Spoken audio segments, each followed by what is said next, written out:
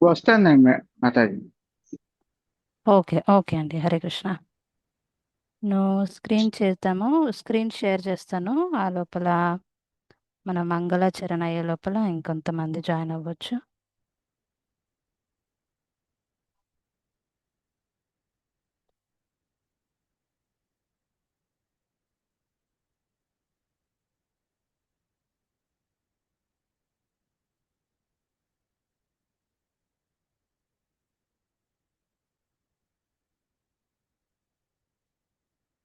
Okay.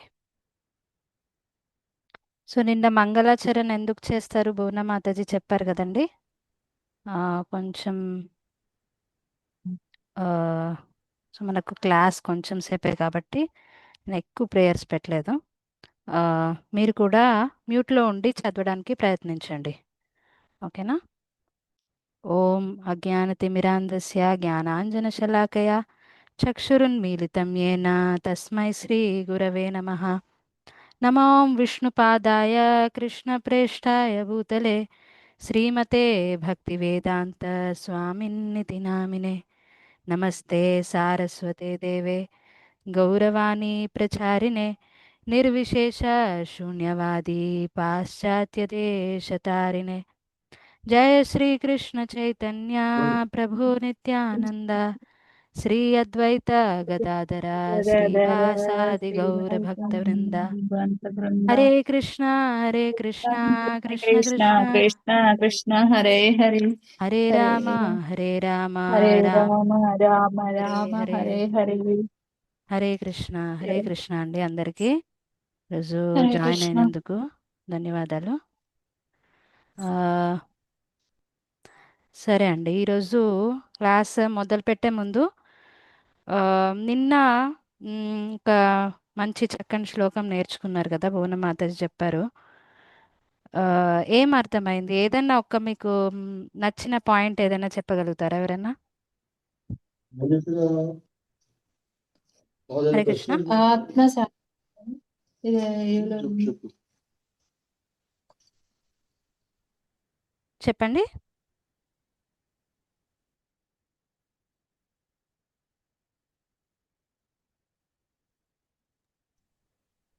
ఎవరైనా hello. చెప్పగలుగుతారా ఏదన్నా ఒక పాయింట్ మీకు నచ్చింది? ఆత్మ అనేది ఎప్పటికీ ఉంటుంది.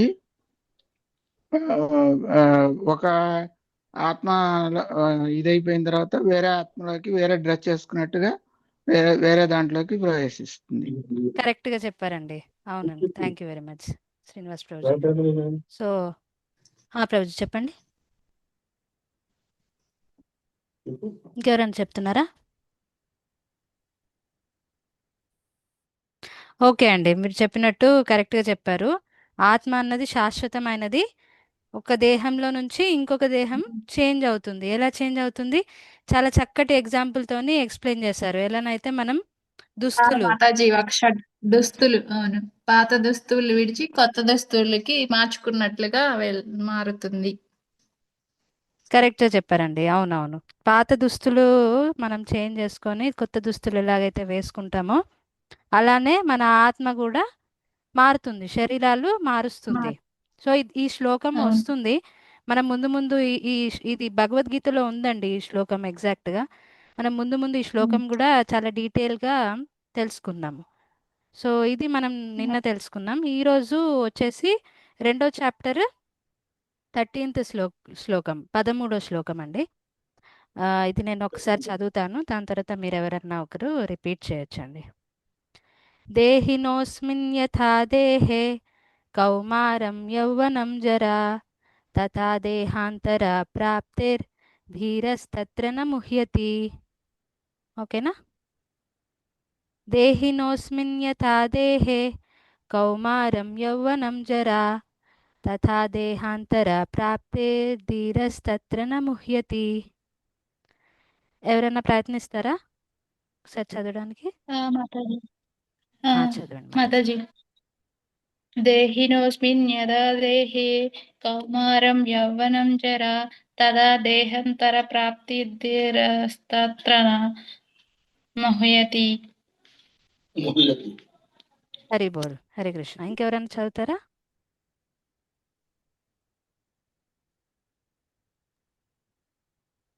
దేహినోస్మిన్ యథా దేహే కౌమారం యవ్వనం జరా తథా దేహాంతర ప్రాప్తిర్ ధీరస్తత్ర న ముహ్యతి. హరి బోల్. కరెక్ట్ అండి. ఓకే, ఇది వర్డ్ టు వర్డ్ మీనింగ్ అండి. ఎవరన్నా చదువుతారా?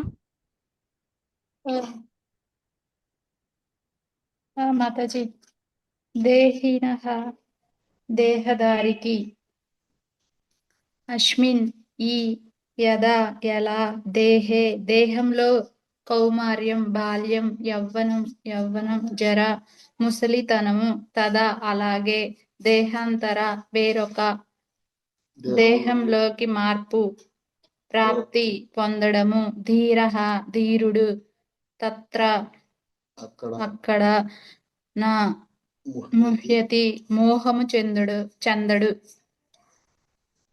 హరి బోల్. కరెక్ట్ అండి. సో ఈ వర్డ్ టు వర్డ్ మీనింగ్ మనం ఒక్కసారి శ్లోకంతో కూడా తెలుసుకుందాము. ఒక్కసారి అనువాదం కూడా ఎవరైనా చదివాక మనం శ్లోకాతో లింక్ చేసి అసలు దీని మీనింగ్ ఏంటి, ఏం చెప్తున్నాడు కృష్ణుడు, అది తెలుసుకుందాం. ఒక్కసారి 4 ఓకే లైన్లు కూడా మాతాజీ. ఎవరైనా చదివేశారా? మాతాజీ నేను చదువుతాను. చదవండి. దేహదారి ఈ దేహంలో బాల్యం నుండి యవ్వనానికి, దాని నుండి ముసలితనానికి క్రమముగా వెళుతున్నట్టుగానే మరణము తరువాత వేరొక దేహంలోకి వెళ్తాడు. ఇటువంటి మార్పుచే ధీరుడు మోహము చెందడు. హరి బోల్. చాలా థ్యాంక్స్ అండి. సో శ్రీనివాస్ రెడ్డి ప్రభుజీ నుంచి వస్తుంది వాయిస్. మాతాజీ అవును మాతాజీ.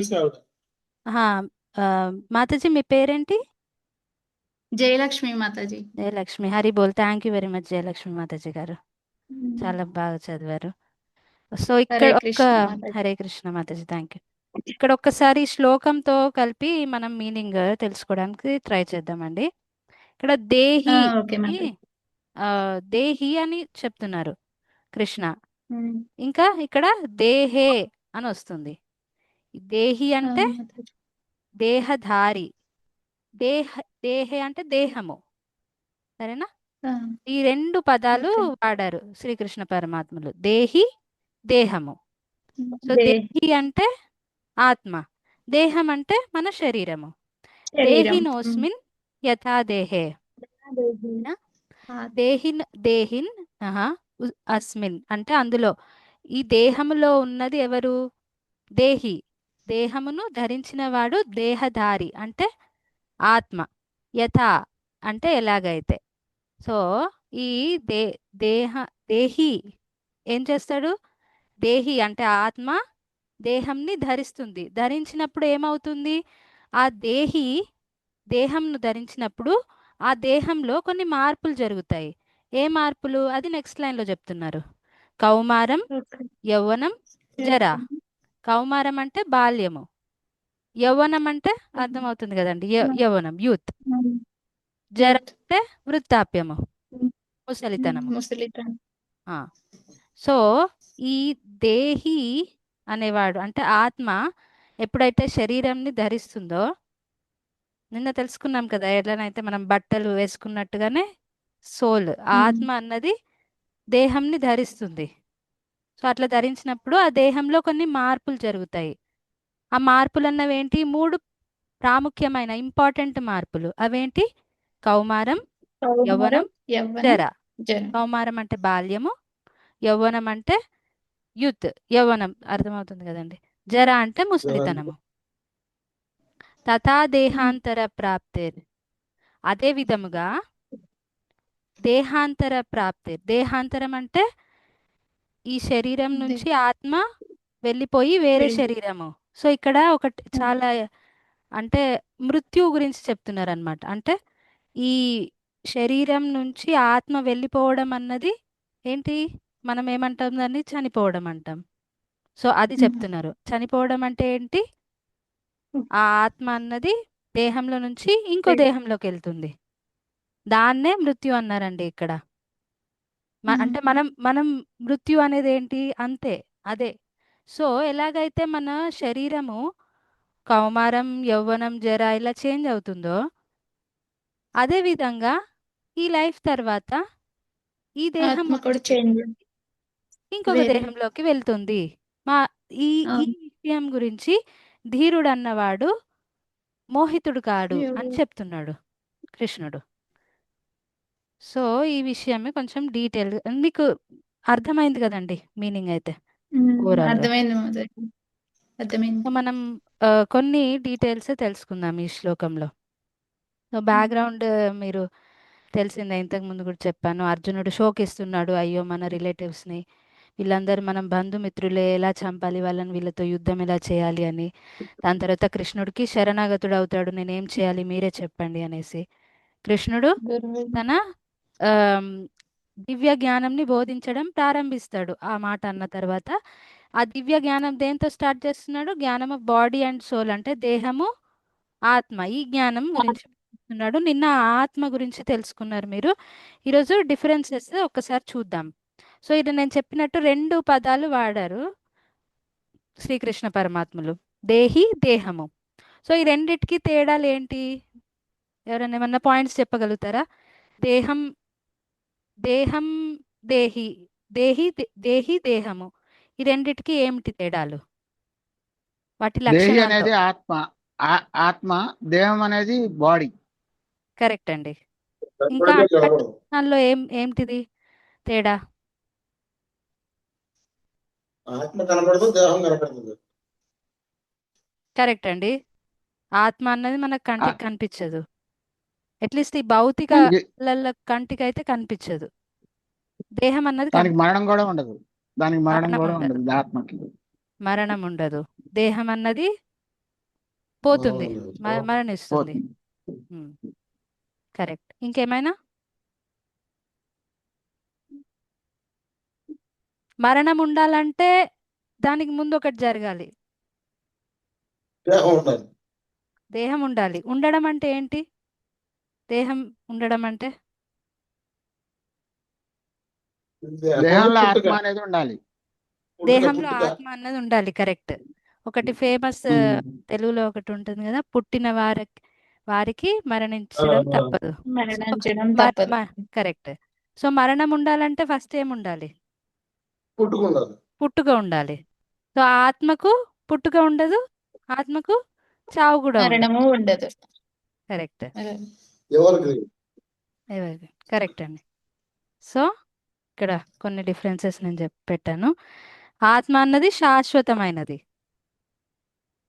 దేహం అన్నది తాత్కాలికమైనది. కొన్ని రోజులు శాశ్వతం దేహము, కాదు, తర్వాత కొన్ని రోజులు మాత్రమే. నశించిపోతుంది.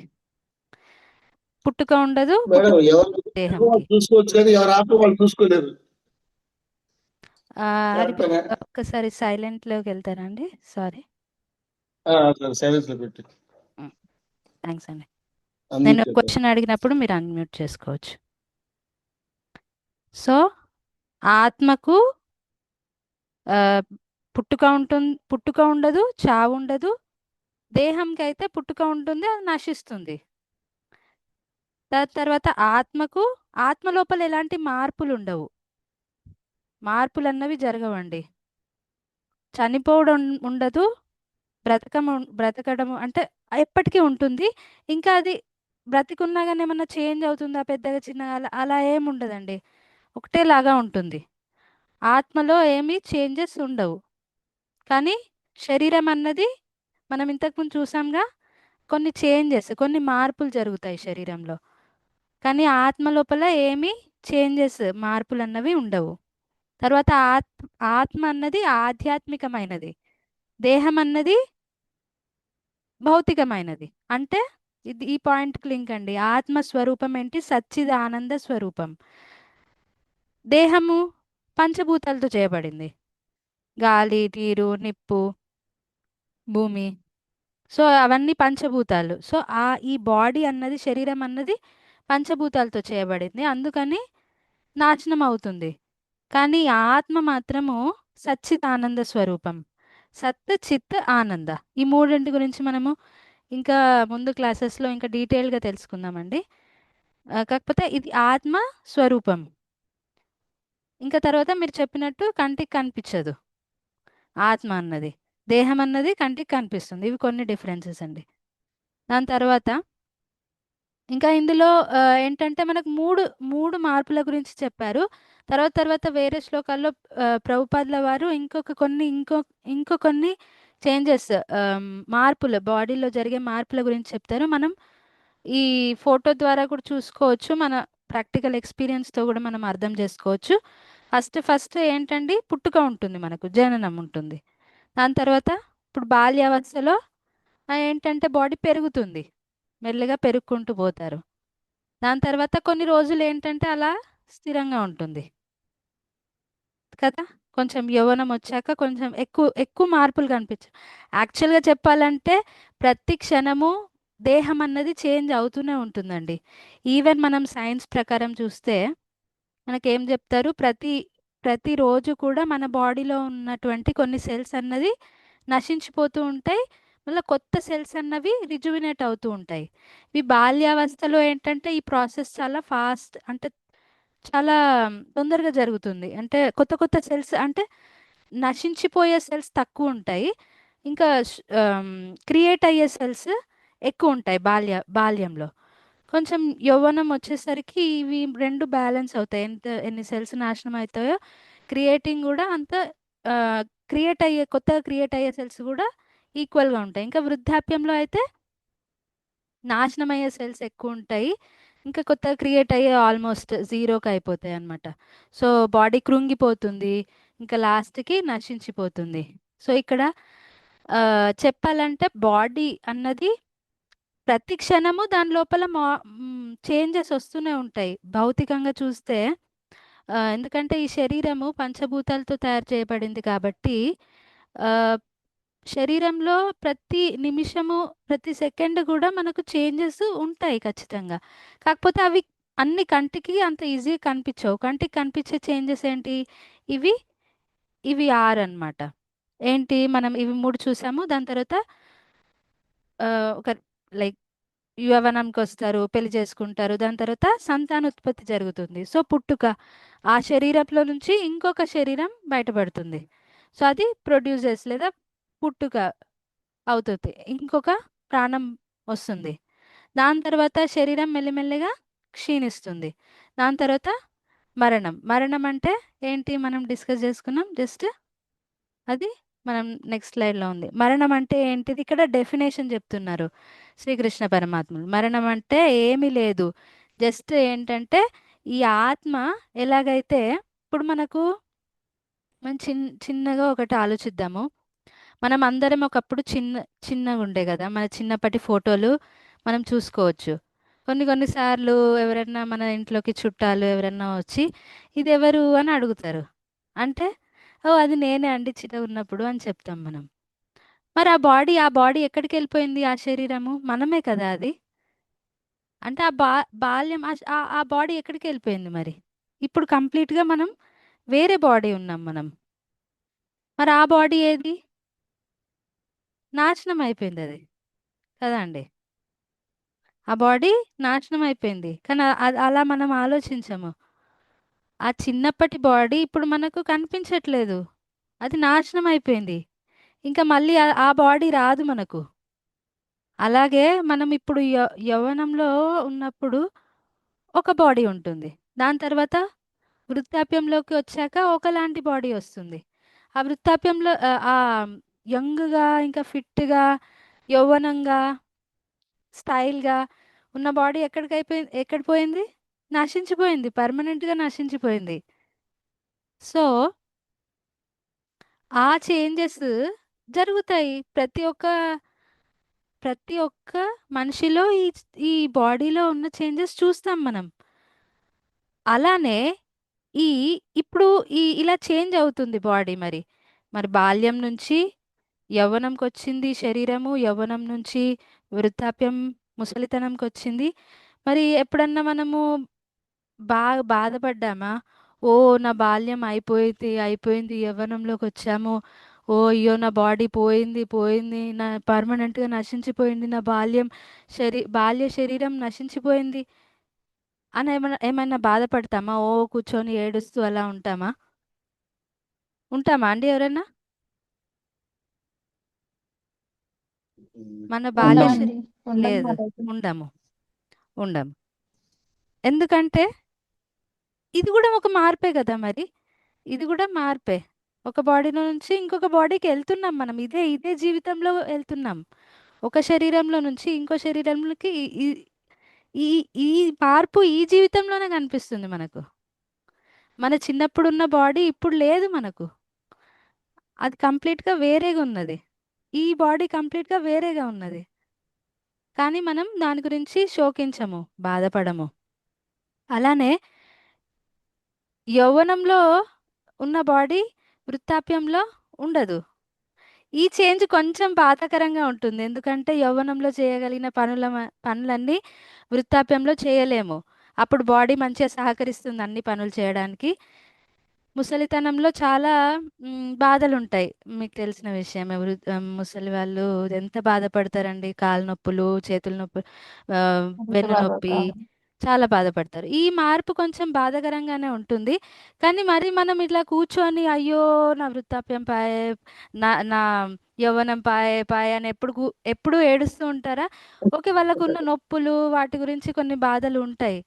కానీ ఓ అన్నం మానేసి అలా ఏమన్నా ఏడుస్తూ ఉంటారా? లేదు కదా. లేదు మాతాజీ. లేదు. ఇంకా ఒకవేళ అలాంటి ముసలివానికి నీకొక మంచి అవకాశం ఉంది, నీ బాడీ సూపర్గా మళ్ళీ యవ్వనంకి వస్తుంది అని ఒకవేళ చెప్పారనుకోండి, ఏమంటారు ఆ ముసలి వాళ్ళు? ఎగిరి గంతేయారు? హ్యాపీ ఫీల్ అవుతారా లేదా? మీకు ఒక మంచి బ్రహ్మాండమైన అవకాశం ఉన్నది. ఈ ఈ వృద్ధంగా ఏంటంటే ముసలిగా ఉన్న శరీరము నుంచి మీకు యంగ్గా అయ్యే అవకాశం ఒకటి ఉందంటే ఎవరైనా కానీ ఎగిరి గంతేస్తారు. ఎగిరి గంత వేయలేకపోయినా ఎగిరి గంతేస్తారు. సో ఈ ప ఈ మార్పు అన్నది చాలా మంచి మార్పు. ఇక్కడ ఈ మృత్యు అన్నది కూడా ఇలాంటి మార్పే యాక్చువల్గా చెప్పాలంటే. సో అర్జునుడు ఎందుకు బాధపడాలి? ఇప్పుడు బాధపడుతున్నాడు, అయ్యో నా బంధుమిత్రులందరూ చనిపోతారు. కానీ వాళ్ళ బంధుమిత్రులు మెయిన్గా ఇప్పుడు చూస్తే భీష్ముడు, ద్రోణుడు. కానీ ఇప్పుడు అర్జునుడు బాల్యంలో ఉన్నప్పుడు వీళ్ళు ఈ భీష్మ, ద్రోణ వీళ్ళందరూ ఎలా ఉండే? స్ట్రాంగ్గా యవ్వన అవస్థలో ఉండే.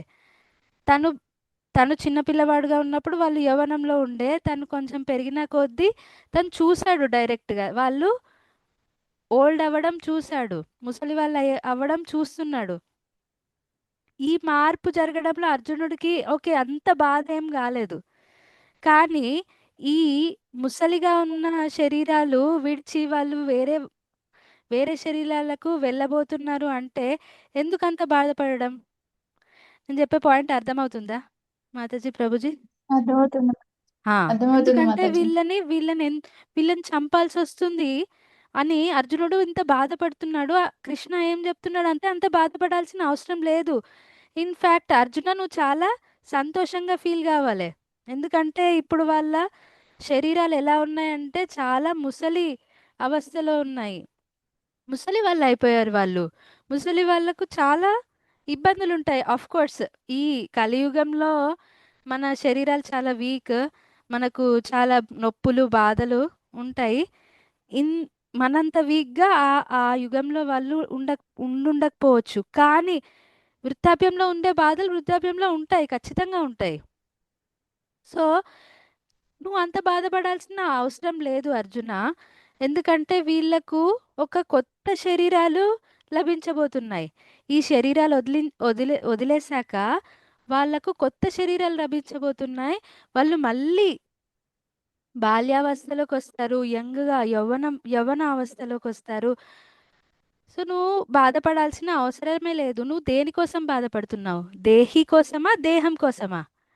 దేహి అన్నవాడు నిన్న మనం చూసినట్టు ఏం శ్లోకం చూసామండి? జాతస్య హి ధ్రువ మృత్యుర్ధ్రువ, అది కాదు. ఏది?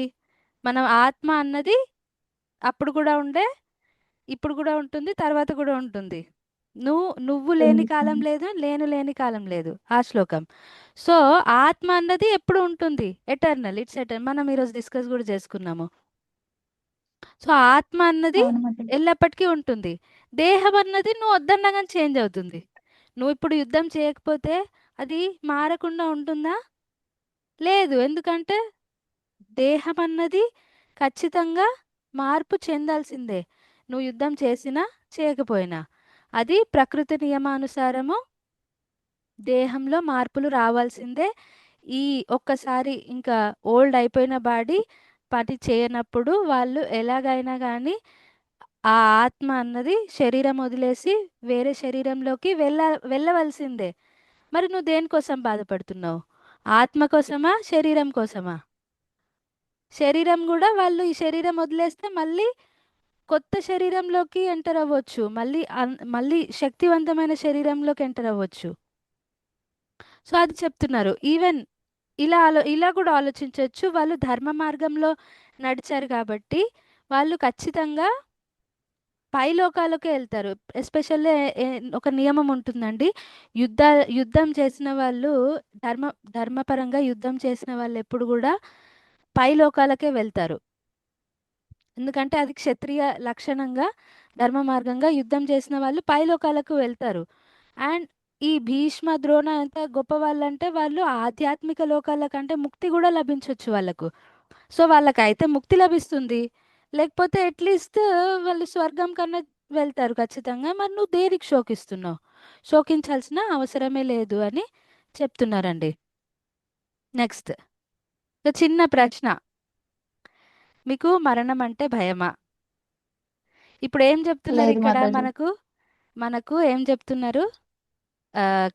శ్రీకృష్ణ పరమాత్మలు శోకించాల్సిన అవసరం లేదు, మరణానికి భయపడాల్సిన అవసరం లేదు. ఇది జస్ట్ ఎలాగైతే మన బాడీ లైఫ్లోనే చేంజ్ అవుతుందో మరణం అప్పుడు కూడా జస్ట్ ఇది కూడా ఒక చేంజ్. బాడీ అన్నది చేంజ్ అవుతుంది, శరీరం అన్నది మారుతుంది. సో మన లోపల ఎంతమందికి భయం లేదు మరణం అంటే? నామంటే ఎవరైనా భయపడుతుంది. ఎందుకు భయపడతావు? సరే కానీ కదా అండి. Okay, time out. జస్ట్ లేదు మాతాజీ. ఓకే, ఇప్పుడు ఐ మీరు థింక్ మాట్లాడారు కదా మాతాజీ, దాన్ని ఇంకా ఎందుకు అలాగా అంత అర్థం చేసుకుంటే భయపడక్కర్లేదు. అలా అర్థమయ్యి భయపడకుండా ఉంటే మంచిదే అండి. కానీ చాలా మంది వేరే వేరే కారణాలకు భయపడకుండా ఉంటారు. హరిబోల్. మనం అది వచ్చే సెషన్లో డిస్కస్ చేద్దామండి దాని గురించి. ఓకేనా? ఓకే కొన్ని మాతాజీ. పాయింట్స్ కవర్ చేసేది ఉండే కానీ చేయలేకపోతున్నాను, మీటింగ్ టైం అయిపోయింది. కానీ వచ్చే ఓకే సెషన్ మాతాజీ. ఇంకా ఎక్స్ట్రా టైం పెట్టొచ్చు కదా మాతాజీ, హాఫ్ అన్ మీరు అవర్ అలాగా. ఇంట్రెస్టెడ్ ఉంటే ఎక్స్టెండ్ చేయొచ్చు మాతాజీ. కాకపోతే మేము వాడేది జూమ్ ఫ్రీ వర్జన్. దీని ఓకే లిమిట్స్ మాతాజీ. కూడా ఉన్నాయి, టైం లిమిట్స్ ఉన్నాయి. చూద్దాం ఎప్పటి వరకు. ఓకే, నేను కంటిన్యూ చేస్తాను. ఎప్పటి వరకు? ఆల్రెడీ మేము ప్రభుపాదులు వారు ఉన్నారు కదా, ప్రణవానంద ప్రభుజీ. ఆహాహా. ప్రణవానంద ప్రభుజీ అది ఆ ఛానల్ రోజు నిత్యం భాగవత సేవ్య ఉంది కదా మాతాజీ. ఆహాహా. అవును నిత్యం మాతాజీ. భాగవత సేవ్య రోజు మార్నింగ్ 7 o'clock ఉంటది. ఓకే, సరే మనం కంటిన్యూ చేద్దామండి కొంతసేపు. మరి ఐ థింక్ జూమ్ అలౌ చేస్తుంది. మ్మ్. సరే, ఓకే అంటే మాతాజీ. భయం ఉందన్నారు లేదన్నారు. ఒక్కసారి ఈ యొక్క చిన్న కథ ద్వారా తెలుసుకుందాము. ఇదేంటంటే యుధిష్ఠిర్ మహారాజు ఇంకా పాండవులు ఒకసారి వనవాసానికి వెళ్తారు. మీకు ఆ స్టోరీ తెలుసు కదండి. వాళ్ళ మధ్యలో జూదం అవుతుంది, దాని తర్వాత వాళ్ళు వనవాసంకి వెళ్తారు. సరే, అలాంటి టైంలో ఒక యక్షుడు కనిపిస్తాడు యుధిష్ఠిర్ మహారాజుకి, ధర్మరాజుకు. కనిపించి ఆయన ప్రశ్నలు వేస్తాడు యుధిష్ఠిర్ మహారాజ్ని. అందులో ఒక ప్రశ్న ఏంటంటే, ఇక్కడ what is the most surprising thing in the world అంటే అన్నిటికంటే చాలా ఆశ్చర్యకరమైన విషయం ఏంటిది ప్రపంచంలో అంటే యుధిష్ఠిర్ మహారాజ్ ఏమని చెప్తారంటే, అందరూ చూస్తూనే ఉంటారు జనాలు చనిపోవడము, కానీ వాళ్ళు ఏమనుకుంటారంటే మనం మాత్రం ఎప్పుడు చనిపోము అని అనుకుంటారు. ఇది చాలా ఆశ్చర్యకరమైన విషయము అని యుధిష్ఠిర్ మహారాజు చెప్తారండి. సో ఇది మనం కూడా అర్థం చేసుకోవాలి చాలా మంది. ఎందుకంటే ఇప్పుడు ఈ ఇక్కడ ధీరస్తత్రన ముహ్యతి అని ఉంది కదండి. ఈ ధీరుడు అన్నవాడు ఏంటంటే మరణం అన్నదానికి భయపడడు, చావన్నడానికి భయపడరు, ఈ మార్పు గురించి భయపడడు. కానీ ఎందుకు భయపడాడు అంటే ధీరుడికి ఆ జ్ఞానం ఉంది. ఆత్మ ఏంటి, పరమాత్మ ఏంటి, ఈ ప్రకృతి ఏంటి, ఇవన్నింటి గురించి జ్ఞానం ఉంది కాబట్టి ఆయన భయపడడు. మన మనం నార్మల్గా చూసే వ్యక్తులలో కూడా కొందరు భయపడరండి. వాళ్ళు ఎలాంటి వాళ్ళు? ఉం? ఈ కౌమారం, యవ్వనం, జర ఇవి మనం చూసాం కదండి. ఈ కౌమార దశలో ఉన్న బాల్యంలో ఉన్న వాళ్ళు, వాళ్ళకు ఉంటుందా భయం అంటే? మృత్యు అంటే భయం ఉంటుందా? తెలీదు వాళ్ళకి. ఏం లేదు. లేదు. తెలీదు. ఎందుకంటే వాళ్ళకంత ఆలోచించే శక్తి కూడా లేదు. వాళ్ళకి ఆ థాటే రాదు. వాళ్ళు మరణం అవును. అవన్నీ వాళ్ళకి అర్థం కావు. సో ఈ దశలో మనకు భయం అన్నది ఉండదు. ఇంకా యవ్వనంలో ఎవరంలో కూడా యవ్వనంలో కూడా మోస్ట్లీ ఉండదు. యవ్వనంలో కూడా కొంచెం అటు మోస్ట్లీ ఇటు కనిపిస్తుంది. కొంతమందికి ఉంటుందేమో, మోస్ట్లీ ఉండదు. ఎందుకంటే ఉమ్. ఈ వయసులో కూడా మనం రిస్క్లు అవును. చేస్తాం బాగా. సరే ఏది జరిగితే అది అవును. జరిగింది చూద్దాము అన్నట్టు ఉంటాము. ఈ ఈ మధ్యల కాలంలో అయితే అసలు చాలా అంటే రోడ్డు మీద ర్యాష్గా వెళ్ళడం అది, అందుకని నేను ఈ ఫోటో పెట్టాను ఉమ్. స్పెసిఫిక్గా. ఎందుకు అనిపిస్తుంది ఉమ్. అలా? మరణం అన్నది ఓకే, మృత్యు అన్నది నాకు సంబంధించింది కాదు, అది ఎక్కడో ఉంది, చాలా దూరంగా ఉంది, కాదు. మనకు చాలా టైం ఉంది అన్న మెంటాలిటీలో ఉంటాం మనం. అవును.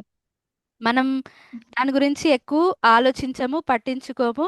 పక్కన వాడు పోయాడు, వీడు పోయాడు, సరే అనుకుంటాము, వదిలేస్తాము. మోస్ట్ ఆఫ్ ది టైం మన అవును. మనస్థితి కూడా ఇలాగే ఉంటుందండి కదా. అవును మరి. ఏమనుకుంటాం మనం? పక్కనోడు చనిపోయాడంటే అయ్యో పాపం, అవునా అనుకుంటాం, వదిలేస్తాం. మనకు కొంచెం దగ్గర అయితే ఓ 2 రోజులు పోతాం, పలకరించి వస్తాము. ఇంకా దగ్గర అయితే ఇంకొన్ని 2-3 రోజులు ఏడుస్తాము. మా అయితే ఒకటి 2 రోజులు అన్నం తినము, వదిలేస్తాం. దాని తర్వాత యథాతథం, భగవద్గీత యథాతథం లాగా ఆ? మన లైఫ్ కూడా అలాగే అయిపోతుంది. ఎందుకంటే మనకు మనసులో ఎక్కడ ఉంటుంది, నేనైతే బాగున్నా కదా, నేనైతే ఇలాగే ఉంటా, బాగానే ఉంటా అన్న మనస్తత్వం అన్నమాట మనది. ఇక్కడ యుధిష్ఠిర్ మహారాజు కూడా అదే చెప్తున్నాడు, ఇదే మనస్తత్వంని డిస్క్రైబ్ చేస్తున్నాడు. మనకి ఇంటర్నల్ గా చాలా మందికి అదే ఫీలింగ్ ఉంటుంది. అందుకని మనం భయపడము. ఎందుకు భయపడమంటే మనం దాని గురించి ఆలోచించం, అందుకని మనం అవును భయపడం. మాధవి. కానీ ఎప్పుడైతే వృద్ధాప్యంకి వస్తాం కదా, ముసలి వాళ్ళు అవుతాం కదా, వాళ్ళకు మెల్లమెల్లగా మనసులో ఆ భయం కలగడం మొదలవుతుంది. ఎందుకంటే వాళ్ళు ఆ మృత్యు దానికి దగ్గరగా పోతున్నారు, ఇంకా వాళ్ళ జర్నీ దగ్గరికి వస్తుంది. ఆ వాళ్ళ జర్నీ అక్కడికి వస్తుంది. వాళ్ళు ఆలోచిస్తారు నిజంగా మృత్యు గురించి. ఇప్పుడు వాళ్ళకు నిజంగా భయం అవ్వడం మొదలవుతుంది. సో ఉమ్. ఈ రీజన్ వల్ల చాలా మంది భయపడకుండా ఉంటారు. కానీ ఇలాంటి వాళ్ళు ధీరులు కాదు.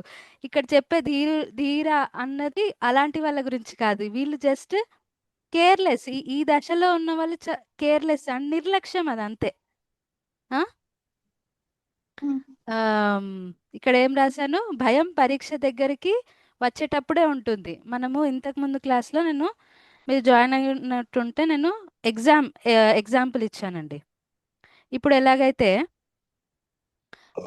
మనకు ఎగ్జామ్స్ ఎవరికైతే పిల్లవాడికి దగ్గరకు వస్తుంటాయో అప్పుడు భయం ఎక్కువ మొదలవుతుంది. ముందు నుంచే వాడు చదువుకొని ఉండుంటే ప్రిపేర్డ్గా భయపడక్కర్లేదు. ఉంటారు, ఎగ్జామ్ మంచిగా రాయగలుగుతారు. కానీ అవును. ఎగ్జామ్ ఓకే ఎప్పుడో ఉంది కదా, చాలా దూరం ఉంది, ఇంకా చాలా టైం ఉందిలే, ప్రిపేర్ అవుదాంలే, చూసుకుందాం అప్పటిదప్పుడు అని అనుకొని ఇంకా ఎగ్జామ్ దగ్గరకు వస్తున్నప్పుడు టెన్షన్ పడి అయ్యో ఎలా ఎలా అది ఇది అప్పుడు అన్ని బుక్స్ తెచ్చుకొని ఎలా చదువుకోవడము అలా చేసిన వాడికి ఖచ్చితంగా టెన్షన్ పేలిపోతుంది. సో ఆ టెన్షన్ వేరే ఉంటుంది. అదే ఫస్ట్ నుంచి క్రమంగా చెప్పినట్టు చదువుకున్న వాడికి అంత టెన్షన్ ఉంటుంది. అయ్యో నేను చదువుకున్నవి వస్తాయో లేవా, నాకు గుర్తుంటుందో లేదు, కొంచెం ఉంటుంది భయం ఖచ్చితంగా. కానీ ఆ ఎగ్జామ్ పేపర్ వచ్చేంత వరకే. ఒక్కసారి ఎగ్జామ్ పేపర్ వచ్చిందా చదువుకున్నవాడు ఇరగదీస్తాడు, చదువుకొని వాడు చెమటలు పట్టేస్తాయి వాడికి. సో ఈ మృత్యు అన్నది కూడా మనకు ఏంటంటే ఫైనల్ ఎగ్జామ్ అండి. నేను లాస్ట్ టైం కూడా ఈ విషయం చెప్పాను. మృత్యు అన్నది ఫైనల్ ఎగ్జామ్. ఈ ఎగ్జామ్కి ప్రిపేర్ అవ్వాల్సి ఉంది మనము ఈ జీవితం మొత్తంలో. కానీ ఈ ఎగ్జామ్ గురించి చాలామంది మనం అవును. పట్టించుకోము, అది ఇది చేస్తుంటాము. ఈ ఎగ్జామ్ దగ్గరకు వచ్చేసరికి మనకు చెమటలు పట్టేస్తుంటాయి, అది ప్రాబ్లమ్. అందుకని మనకు చాలాసార్లు మృత్యు గురించి ఆలోచించము, మృత్యు గురించి భయం కూడా ఉండదు మనకు. ఇది రీజన్. కానీ మనం ఏంటంటే మనం ఈ ఎగ్జామ్కి ప్రిపేర్ అవ్వాల్సి ఉంది. అండ్ మీ లోపల కొందరు మీకు అనిపిస్తుండొచ్చు, ఏంటి మాతాజీ మృత్యు గురించి ఇంత చెప్తున్నారు, ఎంత నెగిటివ్. మనం బ్రతకాలి, జీవితం ఇది ఒక్కటేసారి వస్తుంది, ఛాన్స్ ఎంజాయ్ చేయాలి, లైఫ్ చూడాలి, పువ్వులు స్మెల్ చూడాలి, బయట తిరగాలి. ఈ మనస్తత్వంతో ఉంటారు కదంటే చాలా మంది, మీరు చూసే ఉంటారు. ఆ? అవును మాతాజీ. వచ్చేది ఒకటే ఛాన్స్, అవును. ఎంజాయ్ చేయాలి మనం. ఎంతమందిని చూసారు మీరు అలా? చూసారా లేదా? ఆ, చాలా మంది ఎక్కువ చాలా మాక్సిమం అంతే ఉంటారు మాతాజీ. మాక్సిమం అంతే ఉంటారు కదండి. ఉన్నది ఒక్కటే ఛాన్స్, అవును, మంచిగా ఎంజాయ్ చేయాలని. ఇది ఎంజాయ్ చేయాలి. ఇది నిర్లక్ష్యమేనండి. ఇది ఈ కేటగిరీకి సంబంధించిన వాళ్ళు. ఎందుకంటే ఎగ్జామ్ అన్నది ఉంది ఖచ్చితంగా. ఎగ్జామ్ అవును, లేకుండా అన్నది ఉండదు. ఎగ్జామ్ ఉంది, దానికి ప్రిపేర్ అవ్వాల్సింది. మరి ఏంటి, ఇస్కాన్లో ఏమైనా నెగిటివ్ థింకింగ్ని ప్రోత్సహిస్తున్నారా? ఊకే మరణము, మృత్యువు, దీని గురించి చెప్పడము, చావులు, చనిపోవడము, ఇది ఏంటి నెగిటివ్ థింకింగ్ లాగా ఉంది. కంప్లీట్గా ఆపోజిట్ ఉంది. బయట ప్రపంచం ఏమో పాజిటివ్గా ఆలోచించండి, పాజిటివ్గా ఉండండి, ఎప్పుడు మీ చుట్టూ జీవితము ఉంది, చాలా ఆపర్చునిటీస్ ఉన్నాయి, అది ఇది అని చెప్తారు. నెగిటివ్ థింకింగ్ లాగా అనిపిస్తుందా ఇది మీకు? కొంచెం ఉండొచ్చు, కానీ ఇది నెగిటివ్ థింకింగ్ కాదండి, ఇది ప్రాక్టికల్గా ఆలోచించాల్సిన విషయం. మనము పాజిటివ్ థింకింగ్ అన్నా. చెప్పండి ప్రభుజీ, మీరు చెప్తున్నారా ఏమన్నా? ఓవరాల్ గా ధర్మం గురించి చెప్తుందండి ఆయన. అంతే, ధర్మం గురించి చెబుతున్నారు. ఫైనల్ గా ఏం చెప్పినా ధర్మం అది. ధర్మము ఖచ్చితంగా ధర్మమే. ఇది మనకు ప్రాబ్లమ్స్ ఉన్నాయి కొన్ని. ఈ ఎగ్జామ్ అన్నది నిజము. దీని గురించి మర్చిపోయి పాజిటివ్ థింకింగ్ అని మొత్తుకుంటే ఏం లాభం లేదు. పాజిటివ్ థింకింగ్, ఇస్కాన్లో కూడా పాజిటివ్ థింకింగ్ గురించి చెప్తారు. పాజిటివ్ థింకింగ్ అన్నది ఇంపార్టెంటే, కానీ ఎప్పుడు ఎగ్జామ్కి మంచిగా ప్రిపేర్ అయినవాడు ఓకే, కాన్ఫిడెంట్గా ఉండు, తనకు తను చెప్పుకోవచ్చు, ఇట్లా కాన్ఫిడెంట్గా ఉండు, నీకు వచ్చిన క్వశ్చన్స్ వస్తాయి, మంచిగా రాస్తావు, నువ్వు సక్సెస్ అవుతావు. అది పాజిటివ్ థింకింగ్. అంతేగాని ఎగ్జామ్ పెట్టుకొని అది చూద్దాంలే, ఎప్పుడు అయ్యేది ఉంటే అవుతుంది, అది పాజిటివ్ థింకింగా నిర్లక్ష్యమా?